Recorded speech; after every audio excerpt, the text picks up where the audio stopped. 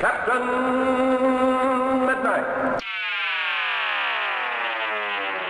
A Knight of the Seven Kingdoms has been my favorite show of 2026 so far, and its 5th episode, In the Name of the Mother, is probably the most enjoyable half hour that I've spent in the A Song of Ice and Fire universe in a very long time. The show as a whole has been pretty incredible. I read the Dunk and Egg stories over a decade ago, and I knew they'd make for a good show, but I wasn't actually prepared for how much I'd love this thing. Now, by the time you're watching this, the finale will have aired. But this week, I just wanted to focus on episode 5, how it surprised me, what it did well, and how it helped to breathe new life into a universe I love, but have had my ups and downs with. Before I get into it, I will say I'm trying to hit 750k subscribers sometime this summer. If you find yourself watching my videos but haven't subscribed yet, I definitely appreciate it, but enough of that. We have a lot to talk about, and there will be spoilers for the show.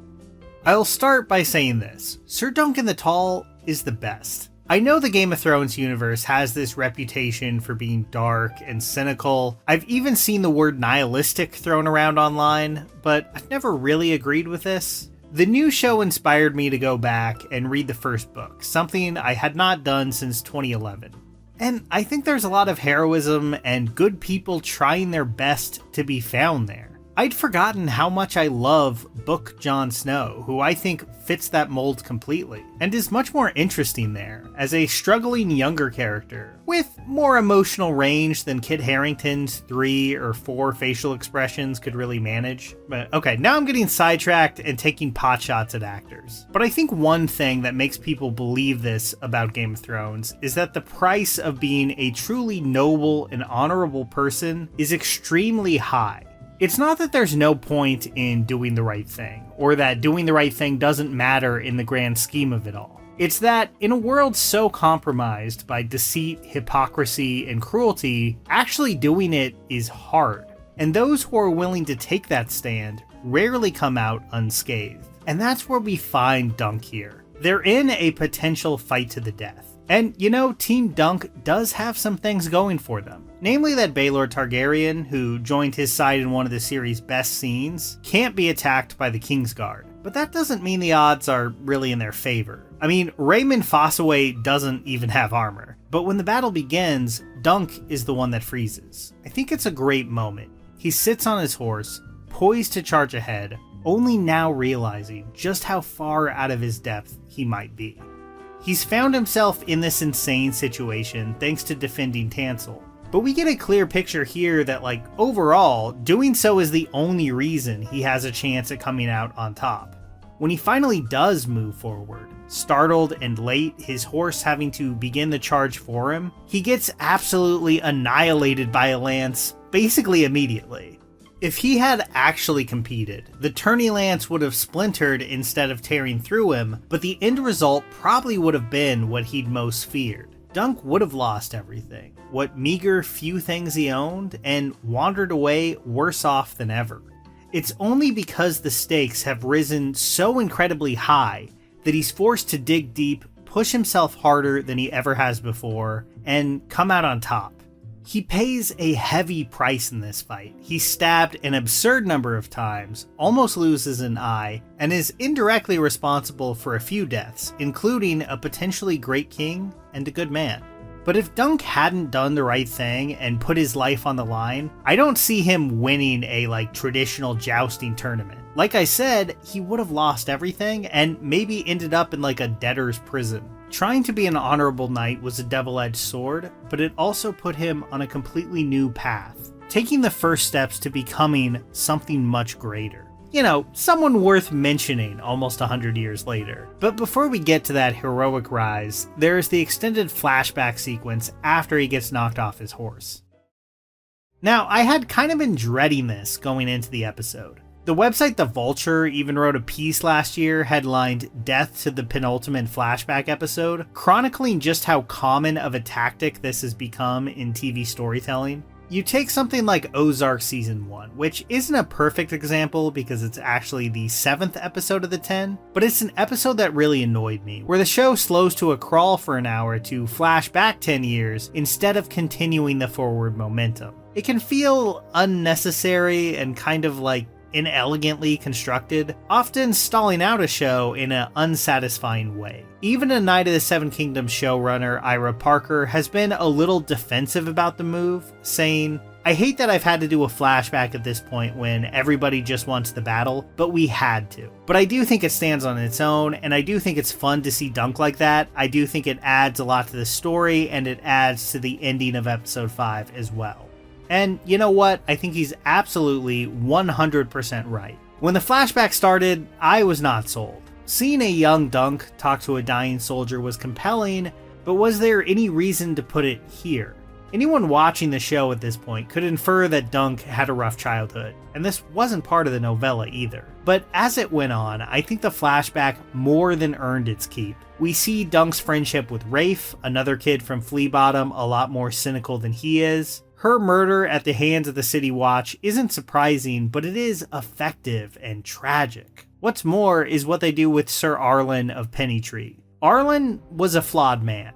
This has been made more than clear in the first 4 episodes. Even here, in a moment of triumph, he's drunk out of his mind and seems to barely know what he's actually doing. He doesn't have the knightly affect or the combat skills of Jaime Lannister. He doesn't have the wisdom of Davos Seaworth. But what he does seem to have, in spades, is the bone-deep belief that a knight, no matter how lowly, should live up to his vows. And it allows us to see, maybe for the first time in the show, why Dunk holds him in such high regard despite his flaws.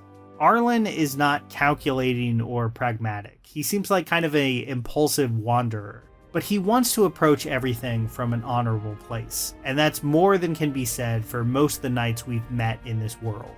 And it's enough for Sir Dunk to follow his example for life. Again, it wasn't some mind-blowing revelation, but it was really moving. And as Ira Parker said, it tied the ending of the episode together extremely well.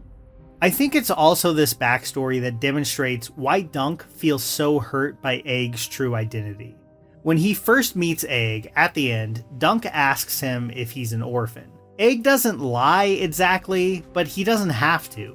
Dunk fills in Egg's life story with his own, seeing in him that exact kind of flea bottom kid who just needed some compassion and a chance. But Egg comes from a world that's so far outside of anything Dunk has ever known, and one that he's been carrying around an understandable grudge towards his whole life, that Egg's true identity feels like a betrayal he'll have a hard time looking past. Getting back to the actual battle, there's a reason I've seen so many edits of the end of this set to the Rocky theme this past week. It does play out like an underdog sports movie. Unlike Game of Thrones, I don't think this is a show that's destined to become known for its unpredictable twists and surprises. That's just not what it's trying to do. What it does give us is satisfying and cathartic. An earned catharsis, where Dunk has to be pushed to the edge of death before he can push back and defeat Aryan. A slimy guy who has him outmatched in just about every way, outside of size and a willingness to put up with extreme pain, because there are no other options. After being wounded, again, just a ridiculous number of times, Dunk is able to summon everything left in him and bring the battle to the level of a scrappy flea bottom fight to the death with his bare hands. He wins his victory. But of course, in Martin's universe here, a clean, uncomplicated win is unlikely. It's painful to watch, in retrospect, Aryan surrender, and Dunk sitting there in exhausted silence as his comrades continue the battle around him. Maybe if he just yelled that his opponent yielded, Baelor's unnecessary death could have been prevented. But Dunk is a product of Flea Bottom, of a life lived scraping by at the fringes of Westeros society. He understands just how little weight his words carry, the words of a hedge knight. If he is to win, the surrender has to come from the mouth of a highborn, this Targaryen, and that extra 30 seconds, dragging him through the mud, cost Dunk dearly. For a moment there, he seemed to have everything he wanted. If Dunk could survive those injuries, he had a new life under a future king lined up for him. More than that, a potentially great future king. But even as Baelor gives advice that will help save Dunk's life, he's slipping away. It's a very cruel twist of fate. Dunk clearly blames himself, but this isn't on him. It was Targaryen pride, insecurity, and insistence on domination that had put him in that arena in the first place, and now it's killed the best leader they had. A really sad and fitting end to a character that had established himself as one of this universe's most interesting in just a few episodes. The action in episode 5 turned out to be a little more cartoonishly violent than I was expecting, and I don't mean that as an insult. Like Peter Jackson's horror roots, giving a lot of the battles in Lord of the Rings some extra stylization you might not expect from a more traditional epic, A Knight of the Seven Kingdoms pulls no punches, giving us an episode with some genuine nastiness to go along with the victory and the heroism. It's a great blend, and I can understand why this episode has been met with the reception it has. Is it dumb for me to restart an incredibly long book series that I know will probably never end? Maybe, but Dunk got me more than excited to do it. I don't think this show is like some grand repudiation of Game of Thrones, or at least not of what made the great seasons work so well. Even if cutting off the theme song in the very specific way they did in episode 1 may have kind of given it that vibe. To me, it played more like an affirmation of everything I loved about the source material in the first place. Novels that created this universe, where the kind of heroism and honor you expect from traditional fantasy are incredibly hard to come by. But when they do show up, when there is some real light in this dark world, it hits all the harder for it. So, most of us are not Targaryen shaving our heads so no one knows who we are. But that doesn't mean we don't want to protect our identities. We all know that our personal data is constantly being sold online. Data brokers are collecting your information, where you live, your phone number, your photos, and selling them to anyone who will pony up some cash. I don't think that's something we should be okay with. Thankfully, Delete Me, the sponsor of this video, offers a real solution. It definitely did for me. Delete Me is super impressive. It removes your data from hundreds of data broker websites, giving you some real peace of mind. I loved scrolling through my report and seeing just how much of my info has already been removed. But this isn't just about me. When data brokers have your information, they also have details about your family members. That sucks, and this is a way to protect the people close to you too. Delete Me actually works. I know because they show the results, and it's essential to anyone who values their privacy. Right now, you can get 20% off all consumer plans, and if you want to protect your whole family, they offer family plans too. Head to joindeleteme.com/CaptainMidnight and use code CaptainMidnight at checkout. That's joindeleteme.com/CaptainMidnight, code CaptainMidnight, all one word. Here's a special tip for the fellas and girls who have not already joined Captain Midnight's new 1940 Flight Patrol. You'd better hurry up and join at once, because there's a big adventure ahead. The thing to do now is to get started, because we're going to have not only barrels of fun, but loads of free gifts and prizes too.